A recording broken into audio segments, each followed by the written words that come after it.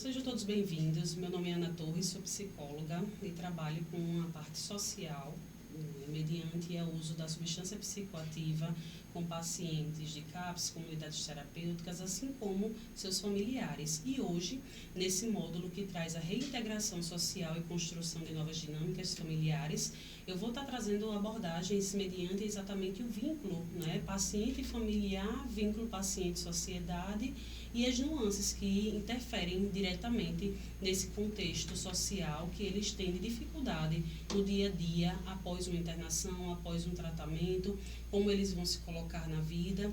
Então, esse módulo vai trazer muito essa parte da transição, né, desses ambientes e como ele traz na fala dele, né, quando a gente está no atendimento, como ele se identifica em cada ambiente como esse e quando ele sai desse ambiente, como ele acaba se reencontrando socialmente, né?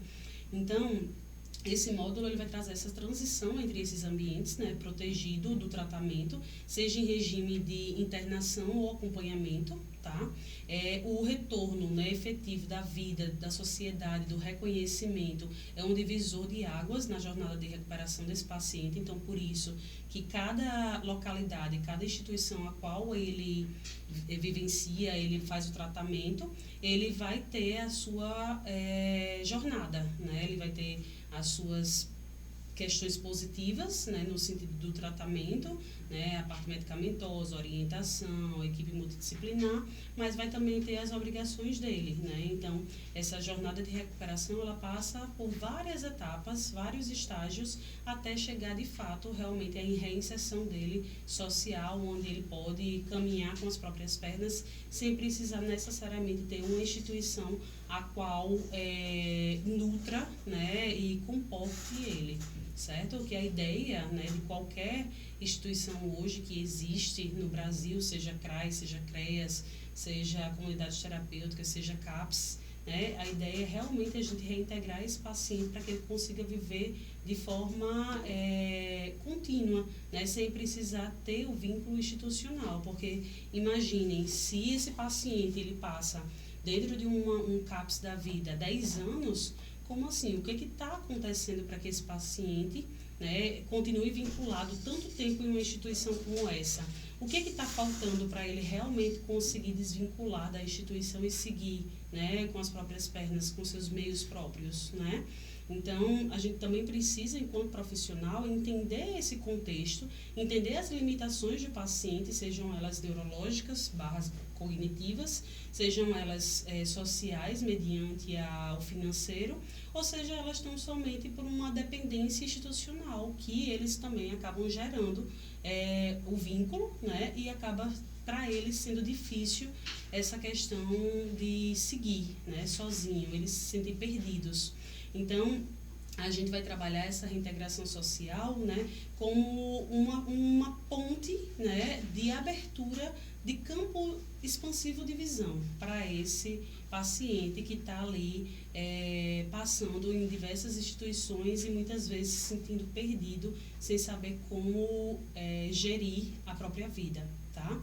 Então, no momento que o paciente, vamos para o passo a passo, né? No momento que ele realmente entende que ele precisa de ajuda, existem as instituições as quais vão trazer essa compreensão do que para onde ele pode ir, né? Então, vamos trazer um tema aqui de um paciente alcoolista, tá? Só para vocês entenderem o passo a passo, né? Então, suponhamos que seja um paciente alcoolista, né, que ele faça o uso de substância psicoativa do álcool há 10 anos e aí automaticamente usa também o cigarro, certo?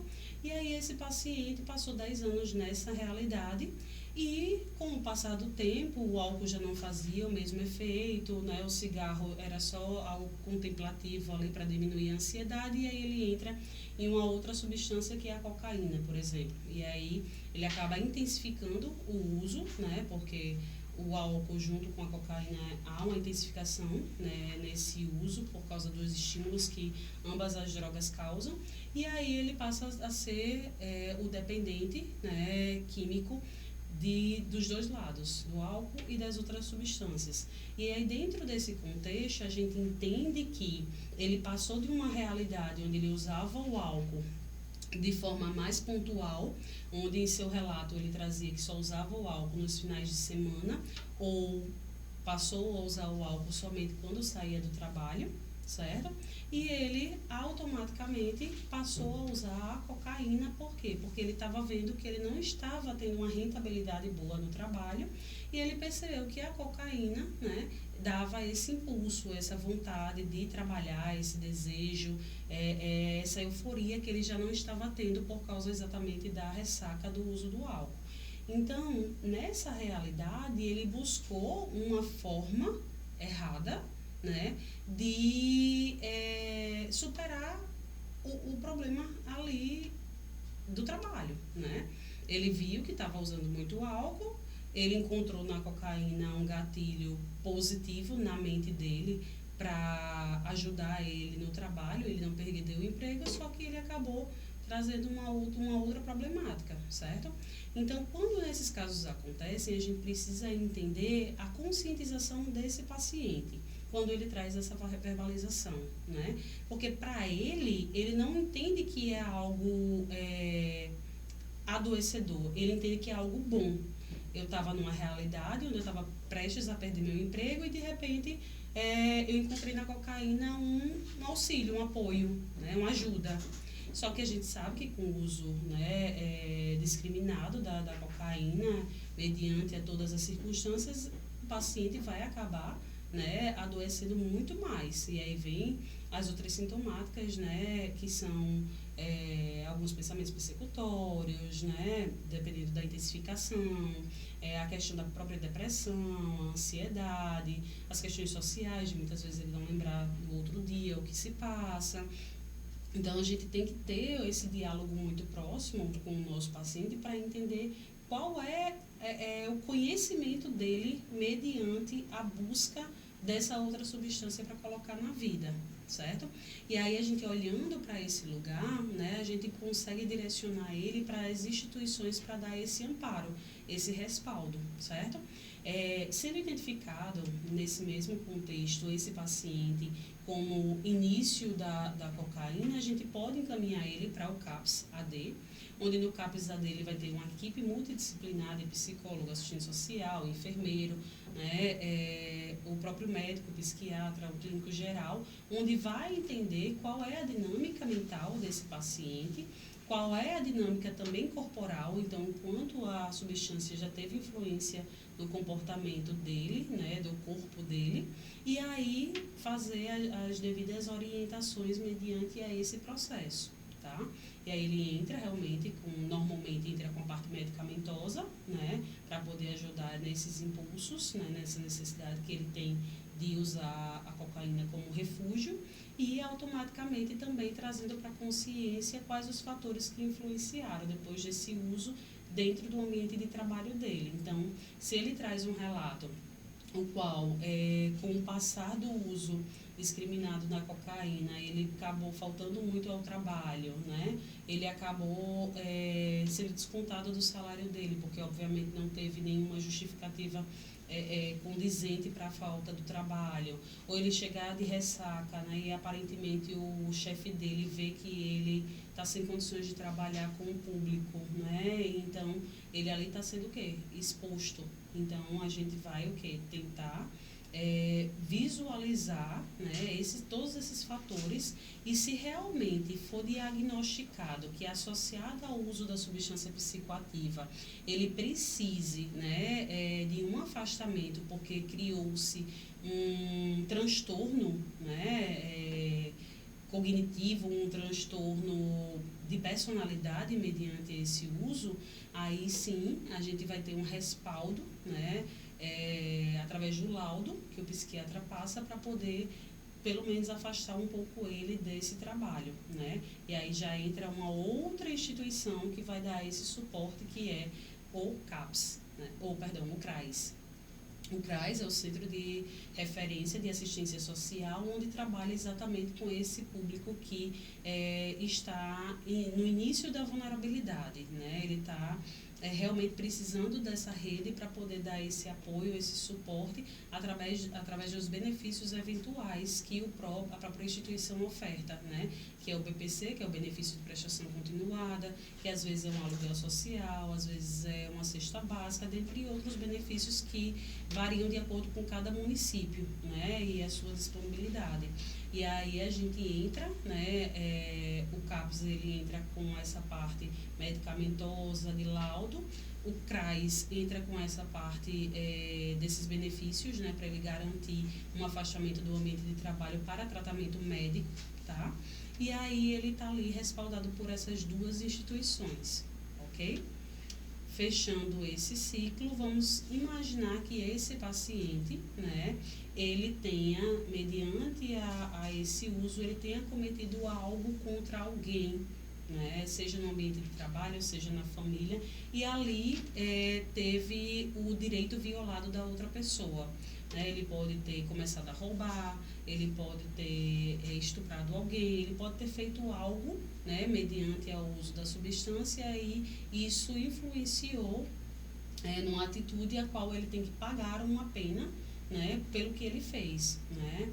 E aí esse paciente ele já não vai fazer mais parte somente dessas instituições, ele vai fazer parte também do CREAS, que é o Centro de Referência Especializado de Assistência Social, que é exatamente para pessoas que ou foram acometidas, né, pelos atos de violência, estupro de vulnerável, dentre outros, ou ele mesmo é o dependente, né, que cometeu o ato e que precisa ser acompanhado, ele e a família, pela instituição, né, para saber se ele está seguindo as regras e as normas corretas da jurisdição, né, tanto que dentro do CREAS existe além dos profissionais, né, de psicologia e assistência social, também tem um advogado que vai ajudar nesse trâmite, nesse processo de entender se ele está pagando, né, os devidos direitos deles, né.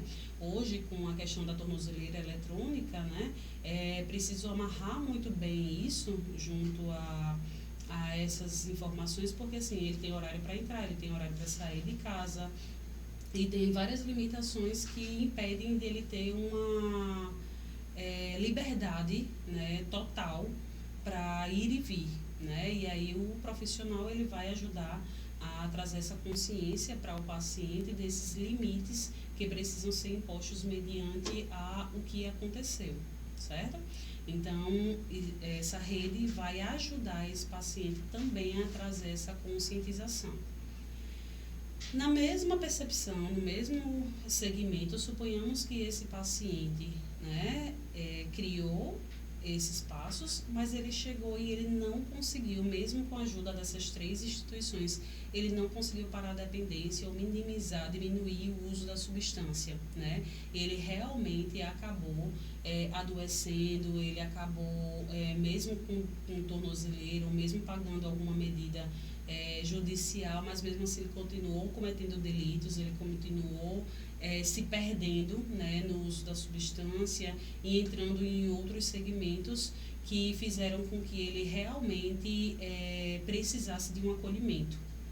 E aí esse paciente, né, existe a comunidade terapêutica que vai ajudar esse paciente a ficar lá na internação, né, onde ele passa cerca de 6 meses a 1 ano, internados na comunidade, para que ele possa realmente refletir sobre tudo que ele passou, né, ele ter ainda a rede de ajuda, né, de apoio para esse paciente ficar lá e se manter lá, né, com as medicações, através das informações que o advogado vai passar para a justiça, com o CRAS, com a parte do benefício. Então, assim, ele vai ter uma 4ª instituição que vai ajudá-lo nesse processo de tratamento, né?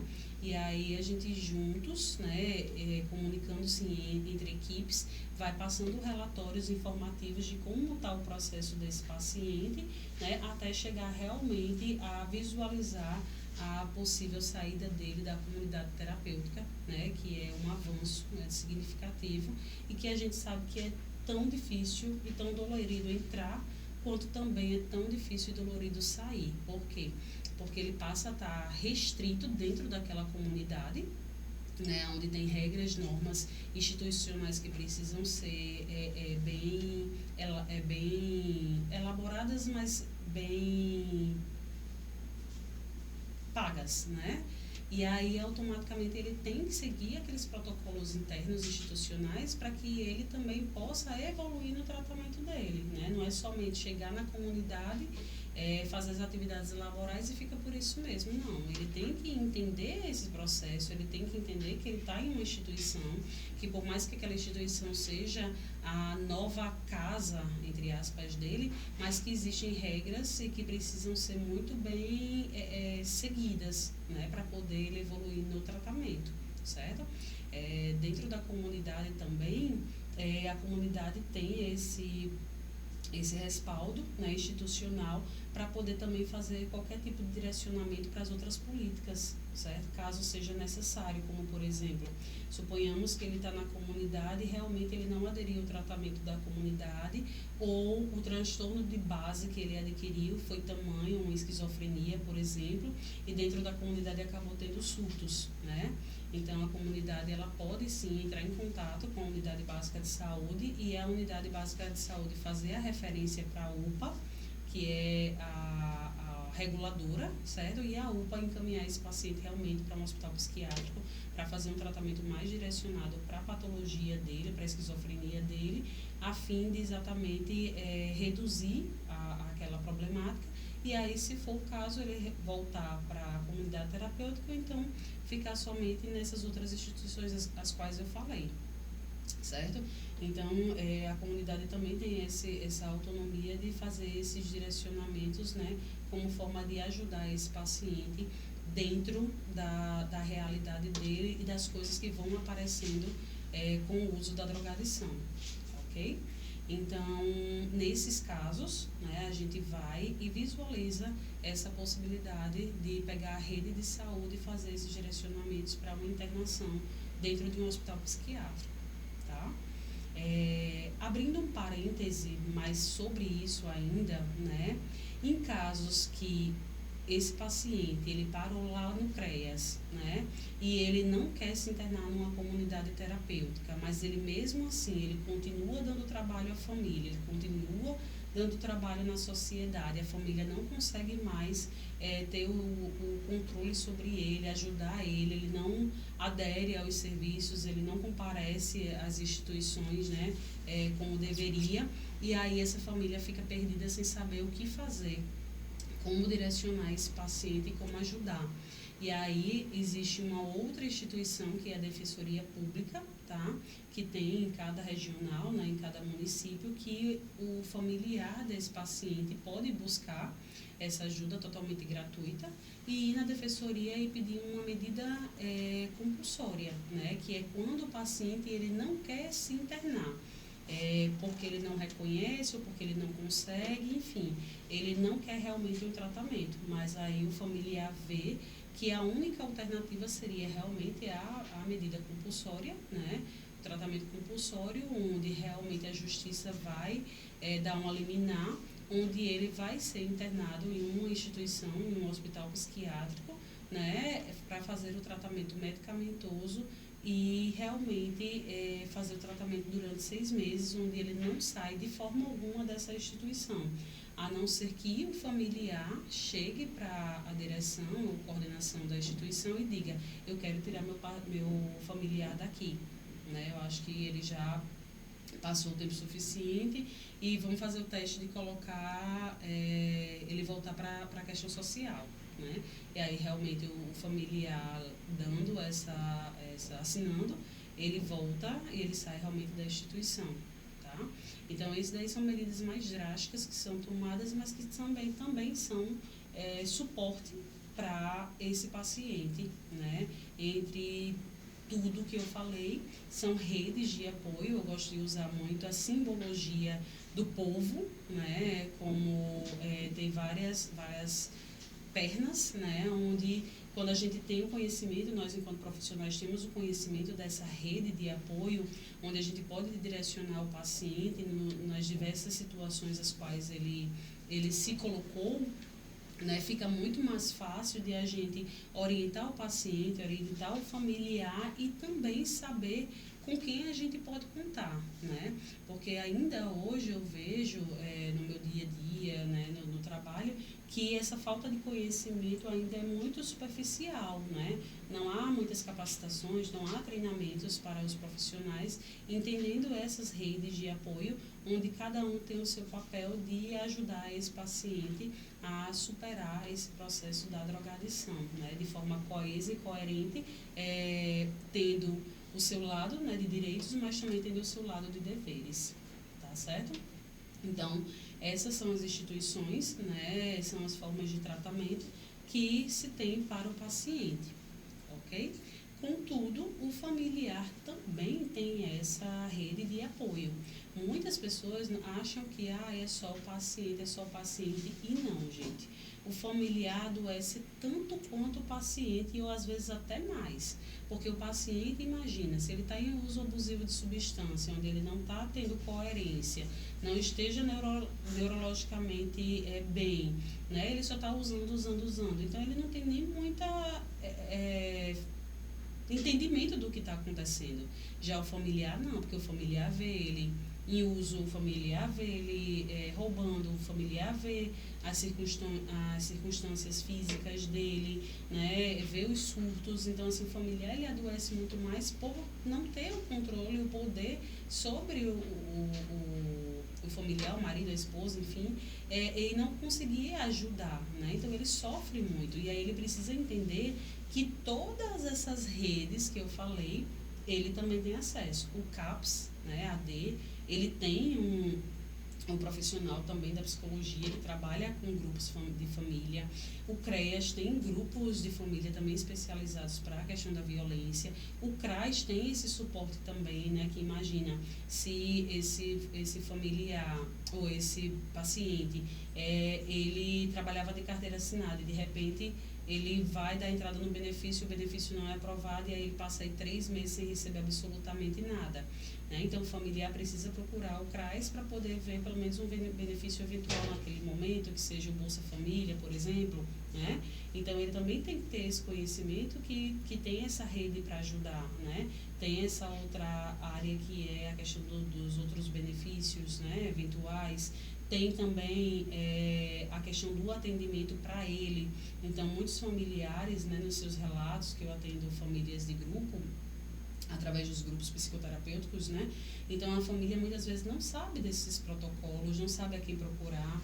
Muitos familiares, né, têm um adoecimento psíquico gigantesco, onde realmente precisa ser laudado, né? Onde teve uma depressão, onde gerou outros conflitos, e aí esse paciente precisa às vezes até entrar com a parte medicamentosa também, e aí está em nós profissionais entender esse contexto familiar, ajudar esse familiar, direcionando ele para que ele também inicie um tratamento que não seja só em grupo, mas às vezes até mesmo um tratamento medicamentoso, onde ele tenha esse respaldo institucional para ajudar ele nesse processo.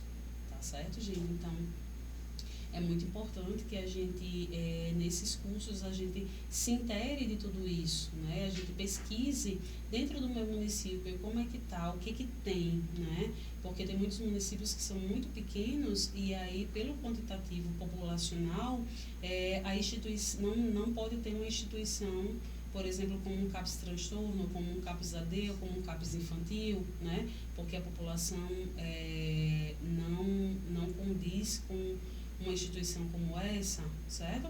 Então, a gente também, se a gente procura, né, eu enquanto familiar, eu procuro a rede, eu procuro informar que existem outras pessoas em vulnerabilidade com o uso de substância ou com transtorno. A partir do momento que eu informo, aquilo ali vai para um quantitativo institucional, né, vai para um sistema e vai para o sistema federal, onde diz, opa, esse município, essa população aqui está tendo um aumento discriminado do uso da droga. Então, precisamos realmente levar um equipamento de saúde mais específico para essa necessidade e, então, vamos fazer isso, né? Mas essa informação só chega se você, enquanto profissional, tiver o conhecimento e perpassar esse conhecimento para as outras unidades. Se você, profissional, também entende e orienta esse familiar a buscar rede de apoio, né, institucional. E se você, enquanto pessoa mesmo, né, ali no seu dia a dia, tem um familiar dentro da sua própria casa que também usa substância, né, fazer essa orientação, um vizinho, um amigo, enfim, você também é um propagador. A partir do momento, gente, que a gente tem a informação e a gente não repassa a informação, nós estamos sendo negligentes com o próximo, né? Porque se eu sei que tem tudo isso, se eu sei que eu posso direcionar e eu não passo essa informação, isso é negligência, né? Você está negligenciando uma forma de atendimento, tá certo? Então, depois, né, desse processo, a gente tem que entender que são períodos, né, que são focados no autoconhecimento e na desintoxicação, né? Esse dependente químico, ele depara-se com a necessidade urgente de reaprender a viver, né? Porque imagina, ele está lá, né? Tem todas essas instituições que estão respaldando ele, que estão orientando, que estão indicando, que estão seguindo. Ele se sente muito bem acolhido, né, em tudo isso. Então, ele passa a viver a instituição, entendeu? Para a instituição, obviamente para o tratamento, mas ele passa a meio que seguir os moldes institucionais para que ele consiga lidar com essa situação que é o uso da substância. Então, para ele voltar a ter a reintegração social, né, a voltar a trabalhar, né, a tirar a medicação, fazer o desmame da medicação até chegar, em alguns casos, a tirar a medicação totalmente, né, e ele voltar para uma vida social de forma mesmo efetiva, sem precisar do apoio institucional, é muito difícil, né, porque aí se deu em 6 meses, se deu em 1 ano, 2, 3, 4, 5 anos, dentro dessas instituições, as quais os moldes foram levando ele nesse formato. E aí isso acaba envolvendo, né, que a gente precisa resgatar a cidadania desse paciente, né, a reconstrução de laços familiares, né, que também foram fragilizados no período dessa adicção, né, o reestabelecimento de uma nova identidade que precisa ser formulada, né, ou reestruturada, né, e que realmente garanta, né, que ele não vá retornar ao consumo dessa substância, né, e sim olhar a questão dos pilares, né, que é o pilar da responsabilidade, da autorresponsabilidade, o pilar do equilíbrio, para saber exatamente no momento que eu vou me desestabilizar emocionalmente, eu preciso encontrar o equilíbrio saudável de tudo isso, e qual é o meu propósito de vida, né, a partir do momento que eu me dispus a realmente fazer um tratamento, qual é o meu próximo propósito, né? Se eu passei tanto tempo internado, se eu passei tanto tempo tomando medicação, qual é o meu propósito? É recaída? Né? Então, o que é que eu preciso fazer? Então, reintegrar-se, né, significa ocupar novamente esses espaços no mercado de trabalho, na educação, no lazer, enfrentando também, muitas vezes, esse estigma do preconceito, né, que a sociedade ainda nutre muito em relação à dependência química, né. Infelizmente, se você pega hoje, né, vou botar um caso claro, se você pega o psicólogo, por exemplo, que trabalha no RH, né, e aí ele vê, olha a carteira de trabalho daquele paciente, onde ele chegou e não foi dado baixa na carteira dele, mas ele passou aí, sei lá, 2 anos afastado do trabalho, né? E aí tem um laudo de esquizofrenia. Então, eu, enquanto profissional de RH, quando eu vi aquilo dali, eu vou questionar, né, a ele, o que aconteceu durante esses 2 anos, onde é que você estava? E aí o paciente começar a relatar esses passo a passo, né, entrando e saindo de instituições, passando por esses tratamentos. Então, tem sim alguns profissionais que, infelizmente, né, limitam muito a possibilidade do acesso ao trabalho desse paciente, né? E aí, limitando, entra-se a questão do preconceito, do estigma, né, do dogma que é colocado, e aí aquele paciente passa a se sentir realmente rejeitado, não pertencente mais àquele ambiente social, achando que não tem mais valor, não tem mais garantia, que não vai poder nunca mais voltar a ter a sua realidade, né, um trabalho coerente mediante o que ele gosta, né? É importante ressaltar também, gente, que essa questão da reintegração, ela precisa ser de forma muito consciente. Por quê? Porque imagina, um senhor que tem o quê? 45 anos, 50 anos, onde ele, na vida dele, sempre foi um barman, né? Sempre trabalhou com bebida alcoólica, certo? E que ele aprendeu somente essa função. E aí, de repente, ele passa por esses processos, passa por essas instituições e ele não reaprende uma outra área, né? Ele não faz um curso de aperfeiçoar, para aperfeiçoar outra área laboral dele, onde ele não faz um curso interno de capacitação para outras áreas, e aí ele fica restrito ali somente a estar ali, né? Ele não busca o conhecimento e a mudança de área. Então, esse paciente, né, se ele foi colocado novamente, inserido novamente naquele lugar onde ele trabalhou por uma vida, que foi o lugar que acabou apresentando e dificultando ele no processo da dependência, né? Então, assim, ele vai ter uma tendência muito maior de ter uma recaída ali, né? E a gente também precisa alertar esse paciente sobre isso, né? Olha, você já passou muito tempo nessa área, está na hora de realmente você rever, né, outras áreas de atuação, as quais faça tão sentido quanto, né? Então, é necessário realmente que você possa se disponibilizar a fazer novos cursos, né, de aperfeiçoamento mediante que você se identificar, para que você realmente possa, quando terminar o tratamento, você voltar para a questão social, trabalhando e tendo a sua rentabilidade sem precisar de um benefício, tá? Então, é importante que a gente tenha esse diálogo com o paciente, como também para a família, né? A família, ela precisa também, paralelamente, né, entrar nesse cenário principal, né? E mais imediato. Por quê? Porque muitas vezes a família também se acomoda, né? O paciente está recebendo benefício de prestação continuada, está mantendo ali a casa, se for mexer, se ele for entrar num trabalho de carteira assinada, ele vai perder o benefício, automaticamente pode gerar uma insegurança, vai que ele tem uma recaída e aí nem o benefício nem a carteira assinada. Eu escuto isso diariamente dentro do equipamento de saúde que eu trabalho, né? E às vezes o próprio familiar, pela falta de conhecimento, pela iniciativa, a displicência, ele acaba deixando e fortalecendo aquele paciente ali para permanecer naquele lugar, né? Afastado do meio social. Então, a gente, enquanto profissional, precisa também trazer esse olhar, né, para o empoderamento desse paciente, para retorno das suas atividades laborais, a fim de superar realmente as dificuldades, tá? Então, precisamos compreender, né, que a dependência é uma doença sistêmica, sim, né?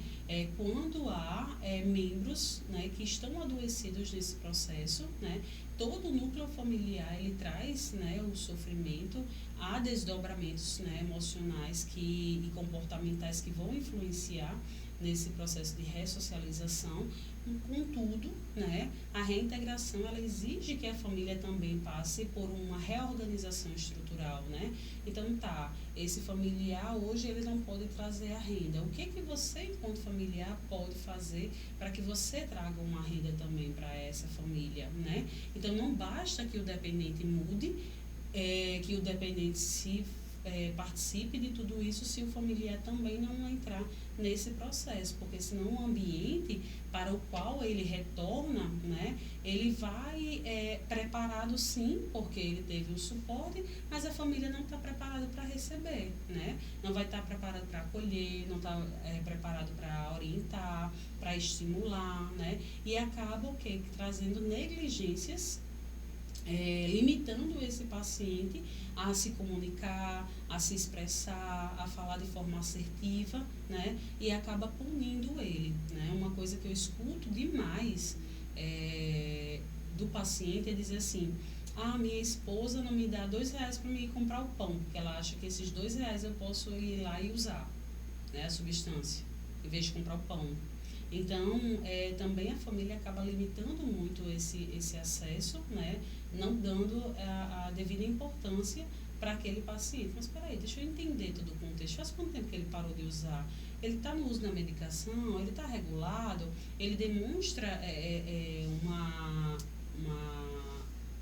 uma habilidade, né, uma questão laboral diária? Então, assim, por que eu vou limitar ele a fazer pequenas atitudes, coisas do dia a dia que é possível, dar um banho num animal, ir na padaria, comprar alguma coisa para dentro de casa, fazer uma ligação, marcar uma consulta? Por que eu não vou fazer isso, né? E a família às vezes entra como esse codependente, né? E fica nesse loop aí, não dando exatamente, não reforçando essa reinserção do paciente. Então, a substituição, né, de dinâmicas de codependência por padrões de conveniência é muito comum nesses casos, né? E a gente precisa transformar isso de forma saudável, né? Que garanta a sustentabilidade e a recuperação a longo prazo desse paciente, né?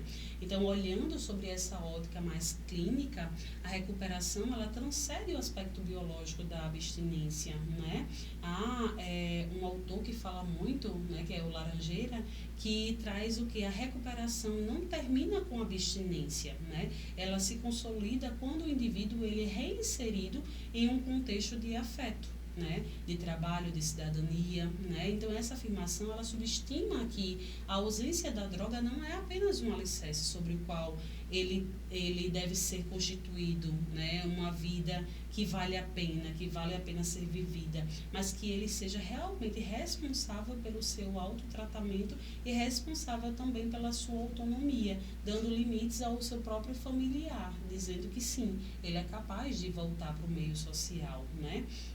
Então, o preenchimento, né, desses vazios existenciais dessa família e desse próprio paciente, ele tem uma função social muito necessária, né? E está em a gente mostrar isso também para essas pessoas, tá certo? Porque se a gente não olha para esse lugar, gente, o risco de recaída ele é iminente. Não tem como. Né? Se a gente não faz isso, a gente não traz essa compreensão, esse contexto geral, o risco dele recair, o paciente recair é muito grande. Por quê? Porque vem a ociosidade, né? Vem a questão de ele não se sentir mais pertencente àqueles lugares, né? Onde ele achar que ele não é mais capaz de trabalhar, porque ninguém vai ofertar emprego para ele. A família, por sua vez, não confia no próprio paciente, né? Então, acaba que cria-se, né, uma redoma meio ao paciente, impossibilitando de ele crescer nessa nova logística, né? Então, acaba sendo um módulo, né, que fica sendo estruturado para oferecer um olhar profundo, né, de interdisciplinar sobre esse momento crítico que o paciente está vivenciando, né? Então, a gente precisa ter orientações práticas, né, reflexões teóricas também, se necessário for, né, mostrando a essas pessoas de direito que elas têm direitos, elas podem voltar a um contexto normal, diário, certo? Trazer também várias estratégias de manejo, né, comportamental, certo? É muito importante, né, que esse manejo ele exista, certo? Capacitar também, né, os acolhidos, né, as pessoas que estão lá, capacitar os profissionais para ter esse manejo e capacitar a família também, né? Porque a família também muitas vezes precisa de ter uma capacitação para entender esse contexto o qual ele vivenciou e que não precisa ficar somente dependente dele, né? Os técnicos, por sua vez, né, têm esse papel de extrema importância, porque eles que são os orientadores, né, para a reintegração social, né, porque ele acaba trazendo e quebrando, né, os padrões de medo, né, mostrando que existem oportunidades reais de fortalecimento, de crescimento, né, do ser humano, reconstituindo uma vida mais saudável, mais digna, né, mostrando que existem lugares que facilitam realmente esse processo, tá? olhando ainda para esse lugar, né, imagine que a gente, enquanto profissional, a gente é essa ponte onde ele vai andando pedaço por pedaço, né? Onde ele vai pisando e vai me dizendo como é que ele está se sentindo mediante aquela situação, né? Então, essa reinserção do indivíduo na sociedade não é um evento que é automático, que ocorre do dia para a noite, né? Depois de uma alta, de um tratamento. Trata-se de um processo contínuo, multifatorial, né? A vida do dependente químico, ela gira em torno, né, primeiro da instituição, juntamente com a família, e aí ele passa a gerar em torno exatamente da autorresponsabilidade, né, quando ele vai para o viés realmente social. Então, durante esse período, né, a gente precisa ficar muito atento se na fala desse paciente, né, ou desse familiar, ele não traz a vontade de recaída, né? Exatamente por não se sentir mais pertencente. Se em algum momento ele entra também em um outro lugar, que é um sintoma depressivo, né? Um transtorno, né, mais grave, psiquiátrico, certo?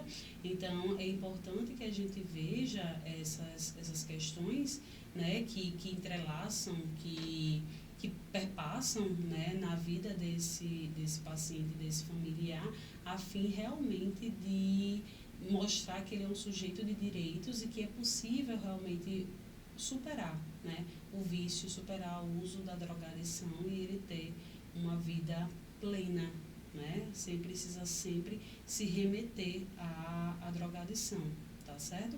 Então a gente precisa ver que o retorno à sociedade, né, exige um resgate da cidadania, da identidade individual. Então a gente precisa saber o que ficou perdido em meio a isso daí, né, sobre a identidade dele, sobre o que ele vê sobre ele mesmo, né, o fator biopsicossocial. Então, como é que o corpo dele está, se ele realmente consegue voltar à estrutura física dele, né, ou se não, certo? Se a questão cognitiva ela ainda continua contemplativa, né, para trabalhar naquelas áreas, né, e então tem todo esse contexto que precisa ser observado, né, que é esses fatores biopsicossociais que é feito esse estudo, essa análise e esse direcionamento para a necessidade do paciente, tá? Então, é olhar realmente um ambiente social como favorável para ele, para que ele não venha a justificar possíveis recaídas por não se sentir acolhido nesse novo espaço, né? Tem um caso que eu gosto de dizer muito, que ficou bem marcante, né, em uma dos grupos que eu fazia, que eu faço, né, que o paciente dizia assim: doutora, eu sou um eletricista de mão cheia, né? Contudo, com o passar do tempo, quando eu comecei a usar o álcool, eu estava vendo que eu já não estava conseguindo cobrar ao meu cliente, né, da forma correta o meu serviço. E aí toda a vida que eu ia fazer um serviço, antes de chegar na casa do cliente, eu tomava algumas doses, né, de álcool para me sentir fortalecido, seguro, fazer o trabalho e poder cobrar ao cliente sobre aquele meu trabalho. E aí eu trouxe para ele: tá, se você diz que você consegue nessa realidade, mesmo sob efeito da substância, né, desempenhar um papel bom, resolver o problema do teu cliente, e o seu problema é só você não conseguir cobrar, isso perpassa a sua insegurança sobre o seu profissional, sobre quanto você deve cobrar pelo aquele serviço oferecido. Isso fala sobre você, sobre a sua insegurança, né? Então, a gente tem que entender que se ele ele sobre efeito, ele consegue resolver o problema do cliente, imagine se ele não bebesse, né? Aí ele resolvia 2, 3, 4 problemas, né? Muito mais rápido, certo? E ele seria muito mais valorizado, né, sobre isso. Então, quando eu passei a questioná-lo, né, a trazer essa realidade mediante a fala dele, ele realmente disse: faz sentido, né? O meu problema é realmente eu não saber qual preço eu tenho que dar ao meu serviço. Ele não conseguia fazer uma tabela de valores, né, onde ia colocar a mão de obra dele, onde ia colocar o valor das peças que ele estava trazendo, né? Então ele não tinha essa organização financeira para poder realmente cobrar o que era correto, certo? E aí com essa fala dele a gente começou a trabalhar juntos, né? E mostrar para ele que sim, era possível ele voltar à realidade dele como eletricista, né? Mesmo com algumas limitações que ele acabou tendo, mas que ele poderia ter esse contexto, né, de volta para a realidade dele, certo? Então, precisamos olhar também essa singularidade, né? O que está por trás da fala do paciente, né? O que está por trás das dificuldades que ele acaba trazendo de forma corriqueira para não conseguir essa reinserção, né? Quais as justificativas que ele traz como a título de sofrimento mesmo, que dificultam ele a voltar, certo? Então, nós, né, enquanto equipe técnica, né, a gente está para com o familiar, mas está para com o paciente, né, como a ponte que eu falei, né, a gente é essa estrutura de apoio, né, mas que a gente seja uma estrutura de apoio temporária, né, que a gente não fique somente fazendo o quê? Suportando esse paciente, né, segurando ele ali por achar que ele não é capaz de voltar à realidade dele, né?